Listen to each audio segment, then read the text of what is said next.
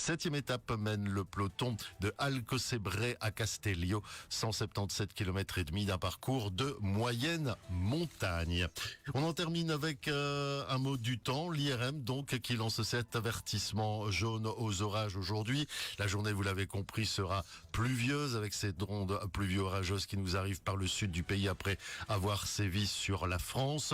Côté température, on attend 25-26 degrés en Haute-Ardenne ou à la mer, 28 degrés sur le centre, 29 voire 30 degrés en campine. Bon début de journée à tous, à tout à l'heure.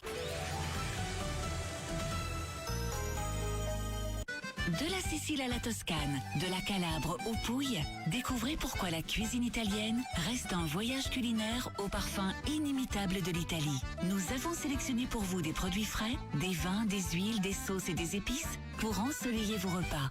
Amarena, la cuisine italienne raffinée à découvrir place Albert Ier dans un tout nouveau cadre. Amarena, c'est vraiment made in Italia. Réservation au 080 39 85 80. Impact FM, l'inforégion avec Olivier Tomezzoli. Une vingtaine de pompiers étaient encore engagés hier dans les fins d'explication de leur travail sur le terrain dans ce journal. Près de la moitié des bus supprimés aujourd'hui et sans doute demain aussi sur le réseau du Tech dans l'arrondissement. Et en football, la date de reprise, de début en tout cas de championnat enfin connue pour Malmundaria en D3 FFA, ce sera le samedi 5 septembre face à El Saute. Jeudi 27 août, l'inforégion présentation Olivier Tomezzoli. Bonjour à tous, on va tout d'abord se promener dans les Fagnes, si j'ose dire, sous bonne garde en sécurité, accompagné par un chef de la zone Vesdre-Ognier-Plateau pour aller à la rencontre des quelques pompiers encore mobilisés pour contenir les reprises de feu et gérer les derniers foyers en plein cœur des 3300 hectares partis en fumée, là où il reste encore beaucoup de travail de terrain, comme nous l'expliquait le major Pascal Desserre de la zone Vesdre-Ognier-Plateau, directeur du poste de commandement. Oui, effectivement, il faut aller chercher le feu à pied maintenant. On voit bien les distances et les lignes qui ont été tirées. C'est très physique, parce que c'est très loin. Le sol de la Fagne est tout sauf plat. Et ce sont chaque point ponctuel qui ont été repérés, qui ont été répertoriés, qu'il va falloir maîtriser. Évidemment, on regarde la périphérie. C'est ce qui pourrait mettre en danger des zones non touchées. Et il faut les faire un par un, manuellement. Les reprises de feu, c'est principalement des feux souterrains ou des feux qui ont été activés par le vent. Donc je rappelle que la nuit, on ne peut pas travailler. Il suffit de voir la complexité de se déplacer en plein jour. Donc la nuit, c'est pas faisable. Il y a une surveillance qui se fait la nuit en permanence avec des équipes mixtes de la DNF et des sapeurs-pompiers.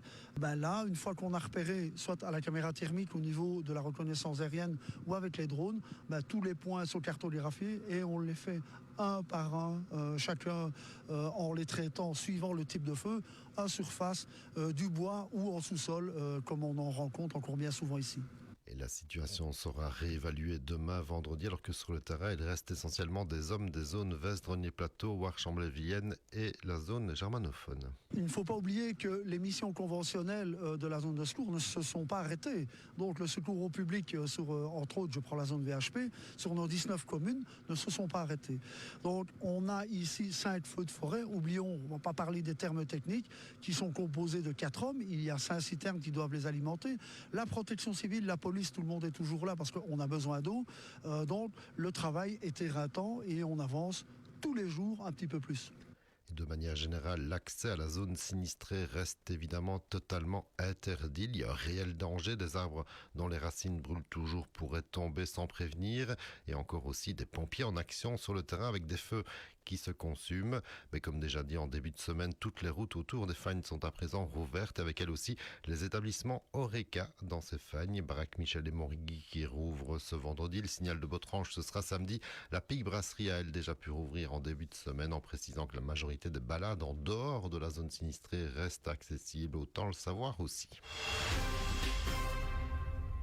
Plusieurs zones de baignade wallonne sont interdites ces derniers jours en raison de conditions particulières. Il y a notamment un risque de pollution de l'eau à Warriken sur le lac de Butchenbach ou encore à Robertville où là aussi la qualité de l'eau pourrait être touchée en fonction évidemment de l'incendie dans les Fagnes et des retombées de ce gigantesque sinistre. Pour rappel, Lamblay, Vaco est et reste également interdite à la baignade, mais là c'est toute l'année, rappelle le département de l'environnement et de l'eau de la région wallonne.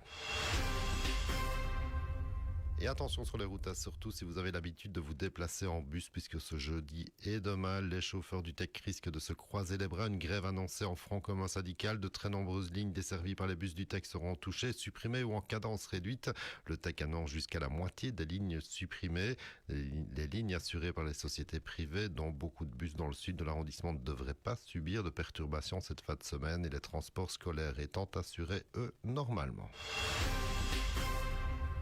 Et un petit mot de foot pour terminer. On sait enfin quand débutera le championnat de D3 FFA, et donc quand Malmoundaria pourra enfin entamer son retour en division nationale. Ce sera à l'occasion de la 3e journée prévue au calendrier. Ce sera donc un beau derby face à El Saute pour les Dragons le samedi 5 septembre à domicile au stade Le Chat pour lancer le championnat.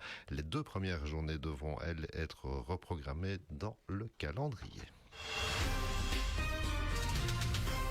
L'info continue sur notre page Facebook Impact News.